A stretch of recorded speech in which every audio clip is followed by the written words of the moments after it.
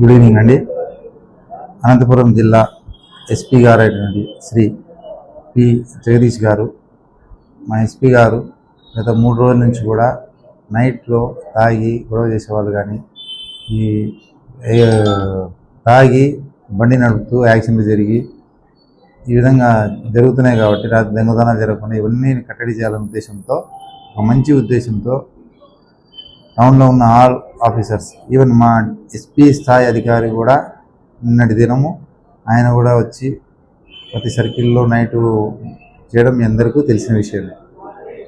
మా ఎస్పీ స్థాయి అధికారి కూడా మీ భద్రత కోసం, మీ శ్రేయస్ కోసం ఆయన కూడా వచ్చి ఈ విధంగా చేస్తూ ఉంటే, నిన్నటి దినం రాత్రి ట్రాఫిక్ ఎస్ఐ గారు రామానుజన్ రెడ్డి గారు, హెడ్ కానిస్టేబుల్ హనుమన్న వారి సిబ్బంది శ్రీకంఠం సర్కిల్లో డ్రంక్ అండ్ డ్రైవ్ రాత్రి 10 గంటల నుంచి నైట్ 2 గంటల దాకా స్పెషల్ డ్రైవ్లో భాగంగా డ్రంక్ అండ్ డ్రైవ్ కండక్ట్ చేస్తూ ఉన్నప్పుడు టోపీవలి అనే ఒక వ్యక్తి, చిన్నపగేరికి సంబంధించిన టోపీవలి అనే వ్యక్తి ఆయన బండిలో వస్తూ ఉన్నాడు. వచ్చినప్పుడు ఎస్ఐ గారు, హెడ్ కానిస్టేబుల్ గారు అతన్ని చెక్ చేయాలి, తాగి ఆయన బండి నడుపుతున్నాడనే ఉద్దేశంతో అనుమానంతో అతన్ని ఆపి చెక్ చేయాలని ప్రయత్నం చేస్తే, అతన్ని డ్యూటీలో ఉన్న హెడ్ కానిస్టేబుల్ హనుమాన్ని పక్కకు తోసి ఆయనని బండితో గుద్ది చంపే ప్రయత్నం చేసిన అతనిపైన ఆయన గుద్దడం జరిగింది.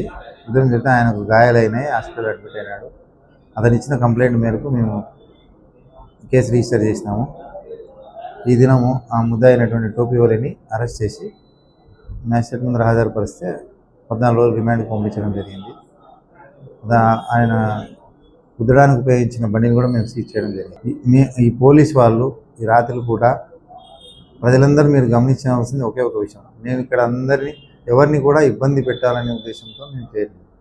మీ శ్రేయస్సు కోరి, మీ భద్రత కోసమే మేము రాత్రిపూట 10 నుంచి 2 వరకు. దానివల్ల ఉపయోగం ఏమంటే, ప్రజలు మీరు తాగి బండి నడపడం వల్ల మీకు ఏదైనా మీ ప్రాణాలు పోవచ్చు, నెంబర్ 1. నెంబర్ 2, మీరు ఇంకొకరికి గుద్దడం వల్ల ఇంకో కుటుంబం కూడా ఎవరిని చనిపోతే ఆ కుటుంబ సభ్యులు అనాథలు అవుతారు. కాబట్టి అవి జరగకూడదనే ఉద్దేశంతోనే మా ఉద్దేశం అది. మేము నైట్ పూట 10 నుంచి 1 గంట వరకు కానీ 2 గంటల వరకు ఈ మధ్యకాలం జరుగుతున్న ఎక్కువ ఈ తాగి గలాటలు చేసుకోవడం కానీ, తాగి యాక్సిడెంట్ జరుగుతున్నాయి కాబట్టి ఆ ఉద్దేశంతోనే మేము చేస్తున్నాము. దయచేసి పోలీసులు ఎవరు కూడా మీకు ఇది చేసేవాళ్ళు కాదు.